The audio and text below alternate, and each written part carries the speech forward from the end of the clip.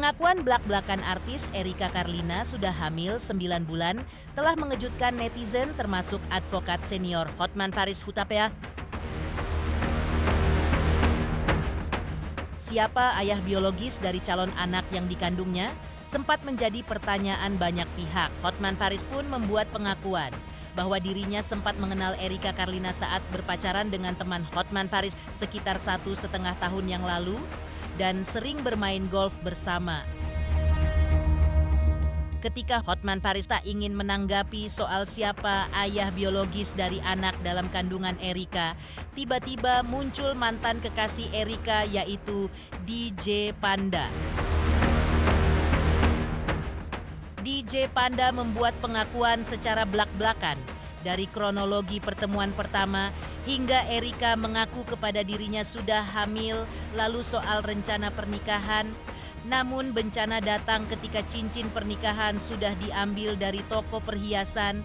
Benarkah ketika itu Erika Carlina berubah pikiran dan memutuskan menyudahi hubungan asmaranya dengan DJ Panda saat momen akad nikah tinggal sejengkal lagi di depan mata?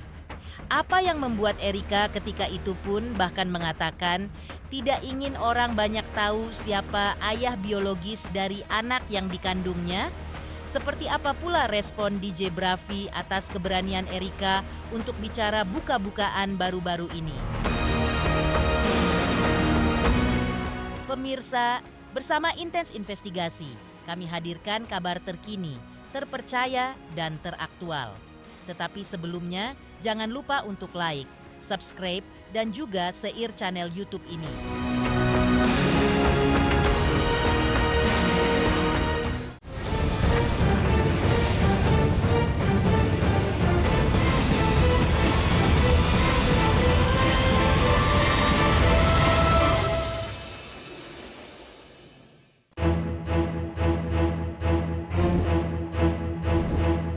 Pengakuan artis Erika Carlina bahwa dirinya tengah hamil anak pertama di luar ikatan pernikahan.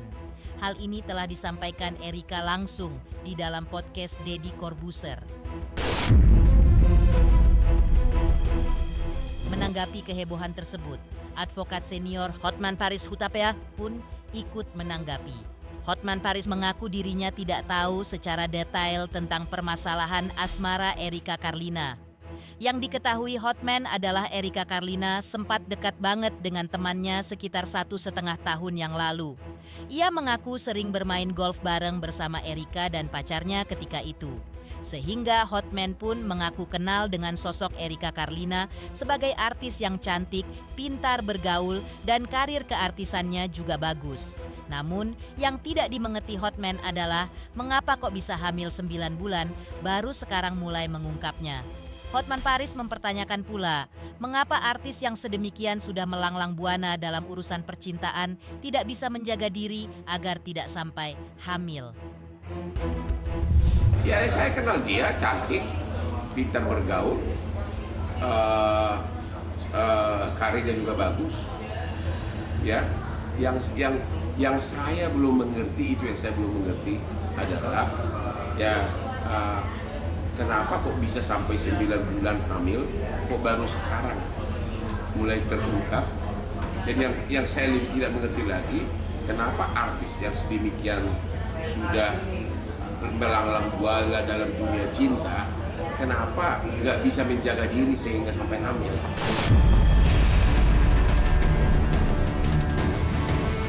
Setelah lama tak bersua Erika Carlina lagi, Hotman Paris mengaku tak tahu menau lagi kabar soal Erika Carlina. Tiba-tiba menyeruak pengakuan Erika bahwa sudah ia tengah hamil. Hal itu pun diketahui Hotman dari komentar-komentar netizen di akun sosial media pribadinya. Menanggapi kehamilan Erika, Hotman sangat menyayangkannya karena di matanya Erika Carlina bukan artis yang kaleng-kaleng. Selain sudah senior juga mapan, tapi kok dalam urusan asmara bisa jebol juga, tidak dicegah lebih dini.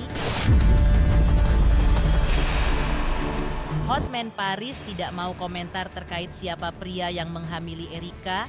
Ketika ditanya awak media, Apakah Hotman Paris bersedia jika diminta menjadi kuasa hukum Erika? Maka hal mengejutkan diungkapkan Hotman Paris, termasuk pesan bijak untuk Erika Carlina yang kini tengah hamil tua agar menjalani hidupnya dengan apa adanya.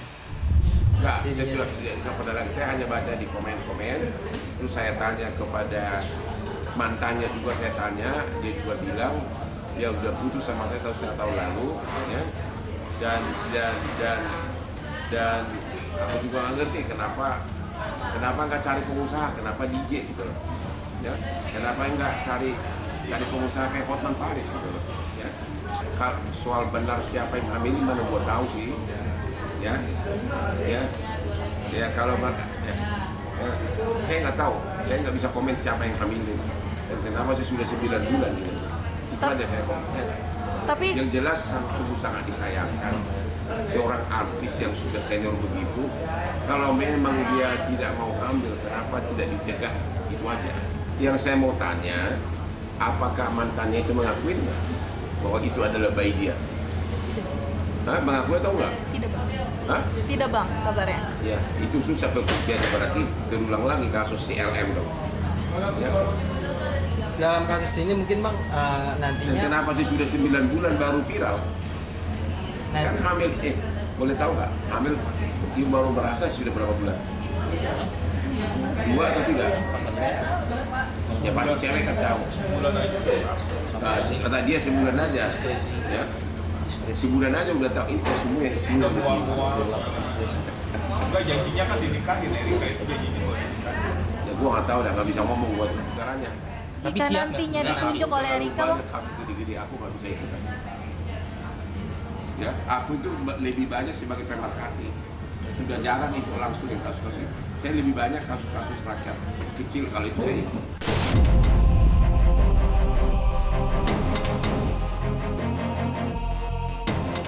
Di sisi lain, usai pengakuan dari Erika Carlina bahwa dirinya tengah hamil 9 bulan dan menghebohkan jagat maya, akhirnya DJ Panda yang diduga sebagai ayah biologis dari anak yang dikandung Erika Carlina pun akhirnya angkat bicara.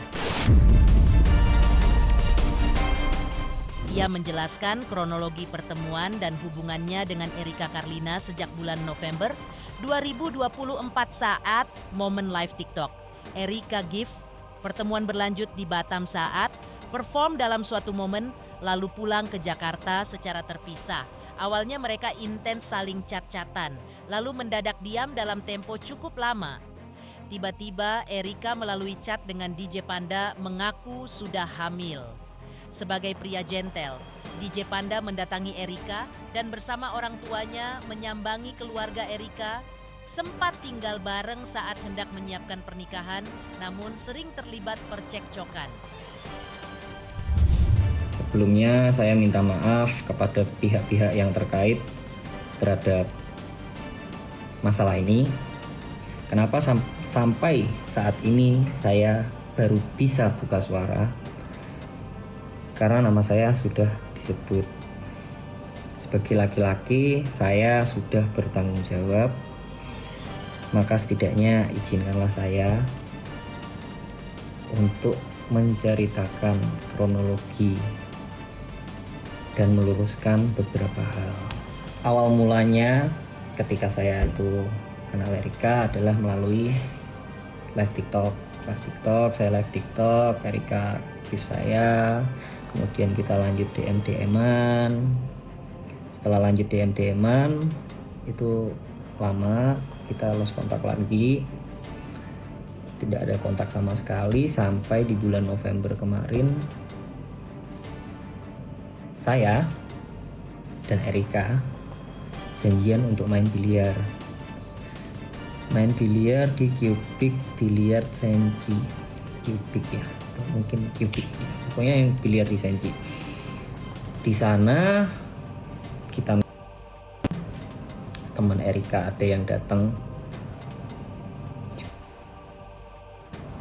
dari Cubic, kita lanjut karaokean. Di karaokean kita pada saat itu sebenarnya saya sudah merasa mabuk karena saya sudah tidak pernah lagi, dan sebenarnya saya tuh nggak doyan sama alkohol, saya udah berhenti minum. Ketika itu saya minum lagi, dia minum pasti banget.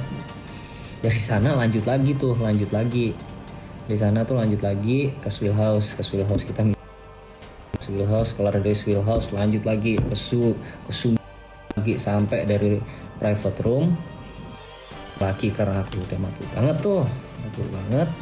Kita diajak pulanglah ke kediaman Erika. Tiba-tiba Erika ini samperin aku, saya tidak tahu.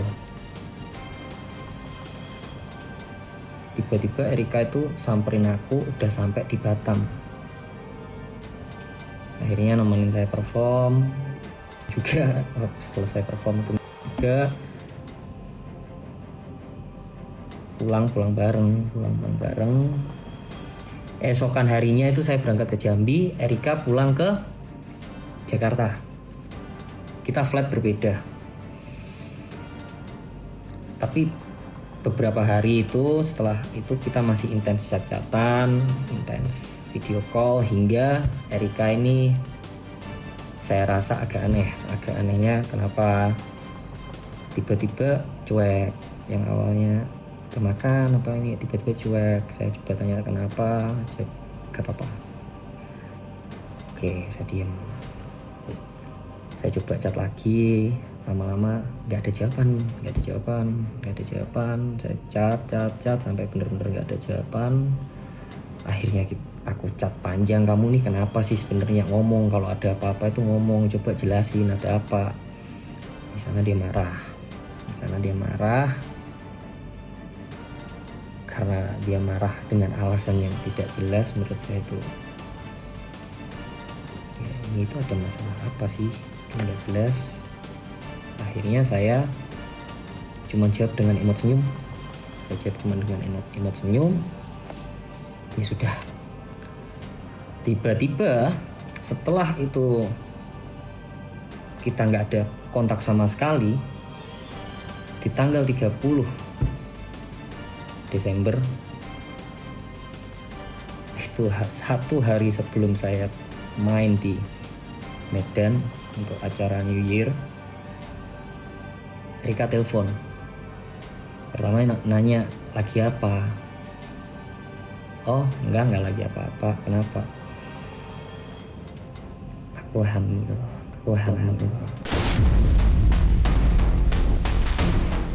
Namun, ketika hubungan keduanya hendak dibawa ke jenjang pernikahan, masalah pun mulai muncul lagi. Ketika cincin nikah sudah di tangan, hal yang membuat DJ Panda sampai tak bisa berkata-kata adalah saat Erika tiba-tiba meminta dirinya untuk menjauhinya. Ia bahkan diminta untuk tidak perlu bertanggung jawab atas bayi yang dikandungnya. Erika bahkan sampai mengatakan, kalau bisa tidak usah ada orang yang tahu siapa bapak dari anak yang dikandungnya. Sebagai pria, lantaran merasa tidak dihargai, DJ Panda pun mengemas barang-barangnya, lalu pulang ke rumahnya, sembari mengabari orang tuanya soal kejadian itu dan batalnya rencana pernikahan. Setelah jalan lagi, pagi hari kita mau keluar bareng. Di pagi hari itu kita mau keluar bareng. Karena pada saat itu celana panjang saya itu semua lagi dicuci, saya bilang, apa aku pakai celana pendek aja ya? Yang agak saya shock pada saat itu, dia berkata kepada saya, kamu tahu nggak jalan sama siapa? Kok bisa-bisanya pakai celana pendek? Jujur, pada saat itu saya sangat terpukul gitu kan, tapi saya berusaha positive thinking. Oh mungkin karena ini hormon ibu hamil. Saya diam, saya keluar dari kamar, saya ngerokok, saya mencoba tenangin diri. Kemudian saya berusaha untuk masuk lagi ke kamar tersebut. Saya berusaha untuk masuk ke kamar tersebut, ternyata kamar tersebut itu dikunci. Padahal ingin saya itu untuk menyelesaikan gitu loh. Saya sudah nggak emosi, anggap ya udah deh gitu ya. Saya ketuk gak ada jawaban, saya chat gak ada jawaban. Oh ya sudah, tidak lama orang cincin ini telepon. Orang cincinnya telepon, bilang, "Kak, ini cincinnya udah selesai, udah bisa diambil." Oh oke. Cincin udah bisa diambil, oke. Saya telepon teman-teman saya pada saat itu untuk antar saya ambil cincin. Untuk antar saya ambil cincin sama ngopi. Tapi saya chat Erika, saya bilang saya ambil cincin, saya ngopi dulu. Udah pulang dari sana setelah ambil cincin, saya berusaha masuk lagi, ternyata pintu udah dibuka. Tapi ini posisi teman saya sudah pada pulang ya, istilahnya teman saya itu cuma antar saya.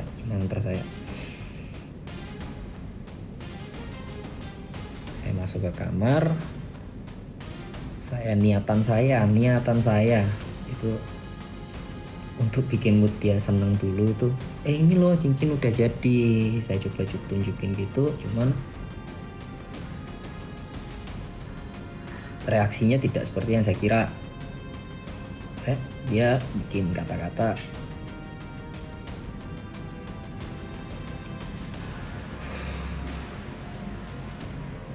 saya sepertinya tidak bisa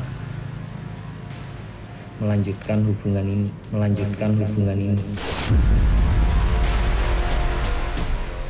Biarkan saya yang bertanggung jawab. Kalau bisa, tidak usah ada orang yang tahu ini anak bapaknya siapa.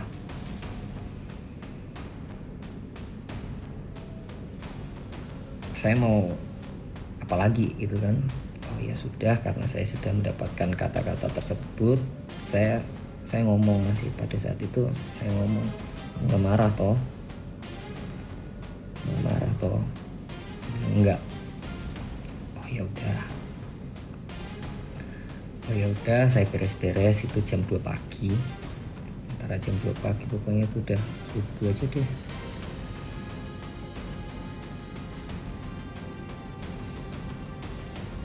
Saya telepon teman saya.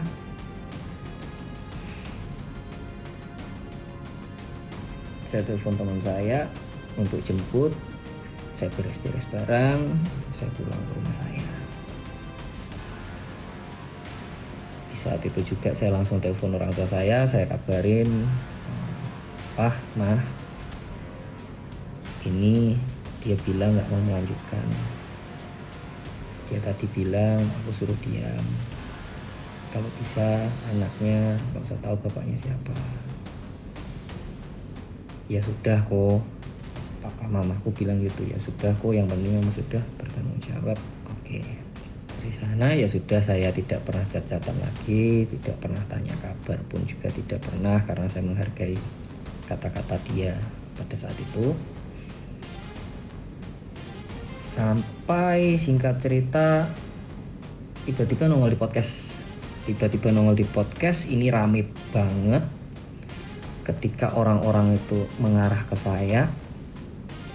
Di hari yang sama itu saya sudah coba untuk chat Erika, boleh telepon nggak? Saya mau klarifikasi. Tapi ini aku cukup klarifikasi ke kamu, nggak perlu klarifikasi ke sosmed. Aku tanya lagi, bisa telepon nggak? Hingga saat ini itu tidak ada jawaban. Kemudian untuk masalah pengancaman, saya sebenarnya tidak tahu menahu tentang grup 19 orang tersebut. Cuman apabila ada kata-kata saya yang menyakiti hati saudara, menyinggung saudara, maupun menyakiti saudara, saya minta maaf sebesar-besarnya. Dengan rendah hatinya saya minta maaf sebesar-besarnya karena saya juga mendapatkan ancaman. Saya mungkin juga sedang emosi, saya kilaf, saya dapat dorongan dari luar. Sekali lagi saya mohon maaf sebesar-besarnya. Sekian klarifikasi saya minta maaf banget buat fans-fans saya minta maaf banget sudah mengecewakan sekali. Tuhan, terima kasih selama ini sudah selalu support saya. Terima kasih buat orang-orang yang sudah support saya. Saya cuma ingin meluruskan hal-hal yang bisa diluruskan. Mengejutkan, Hotman Paris beri pesan ketabahan ini untuk Erika Carlina di saat DJ Panda sudah mengaku telah menghamili Erika. Lantas, seperti apa pula dukungan DJ Bravi atas langkah Erika yang akhirnya berani bicara terkait kehamilannya? Selamat untuk Intens Investigasi karena sudah mencapai 3 juta subscribers di YouTube. Sukses selalu dan all that.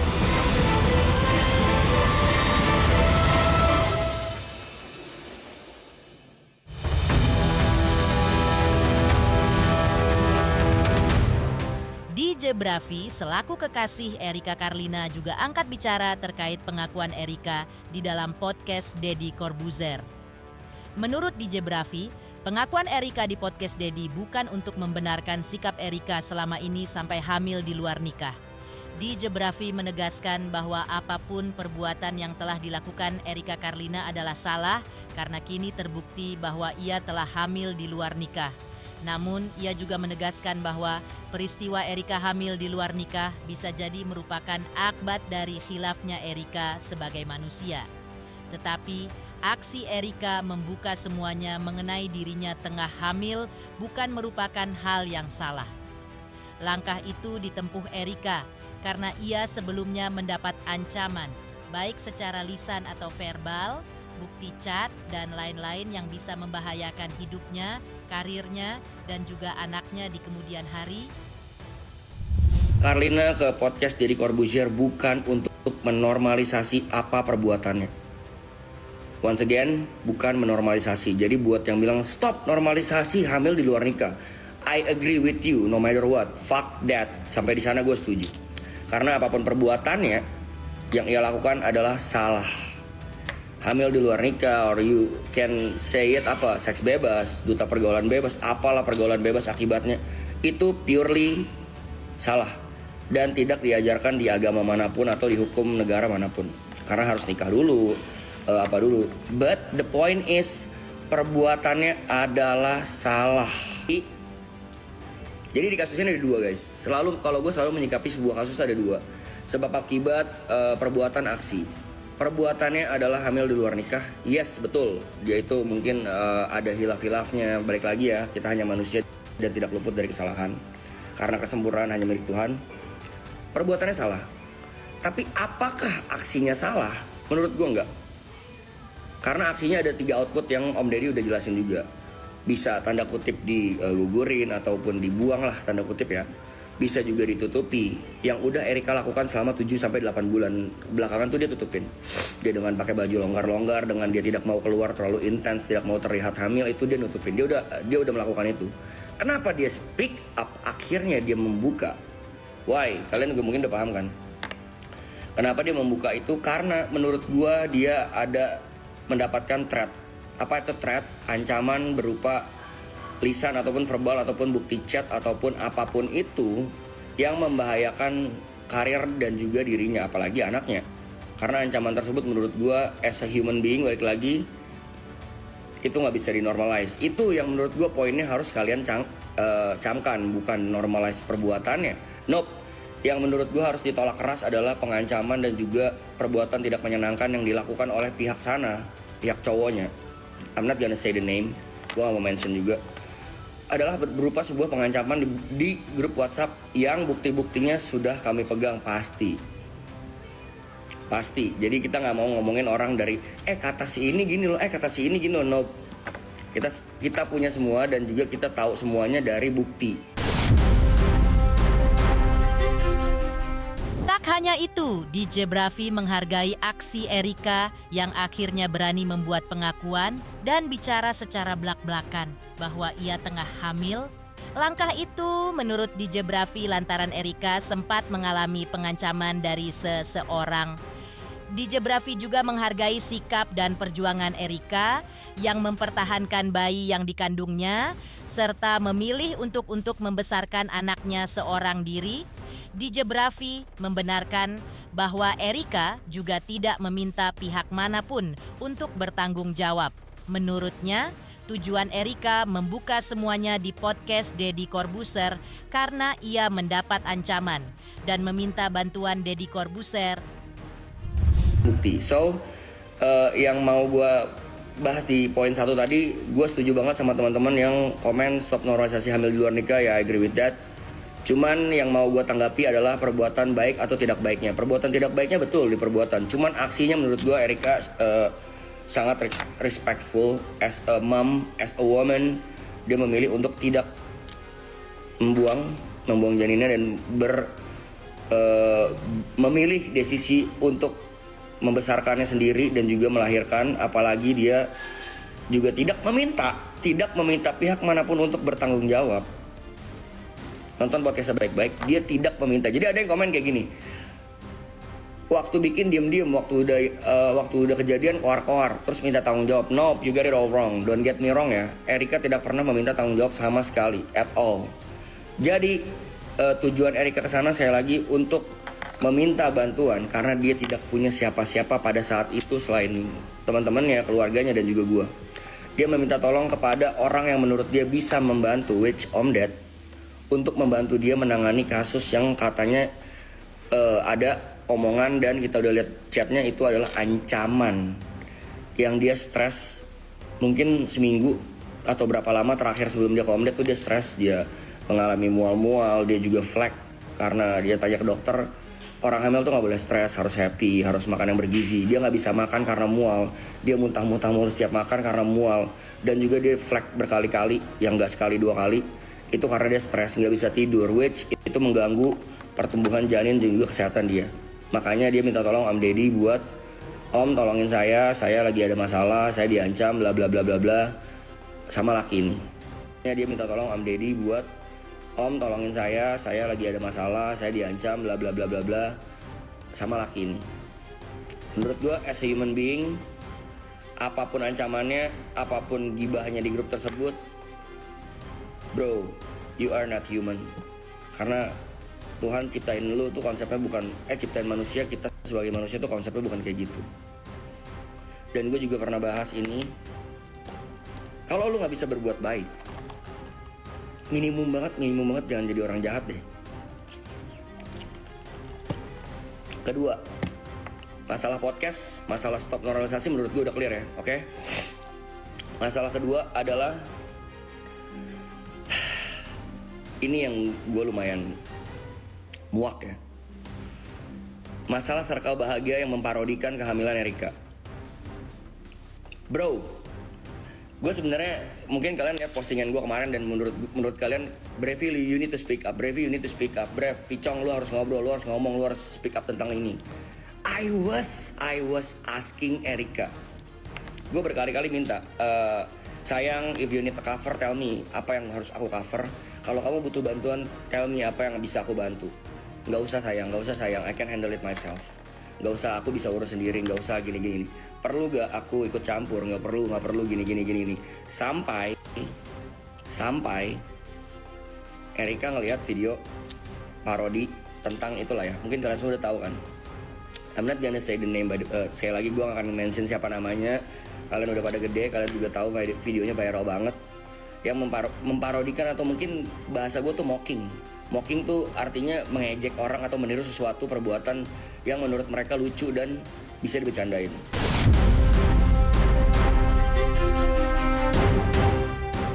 Pemirsa Intens Investigasi, jangan lupa saksikan terus Intens Investigasi. Dan pastikan, jangan lupa untuk like, subscribe, share, dan juga komen. Tim redaksi Intens Investigasi juga mengucapkan banyak terima kasih kepada semua subscribers hingga channel Intens Investigasi kini sudah mencapai 3 juta subscriber.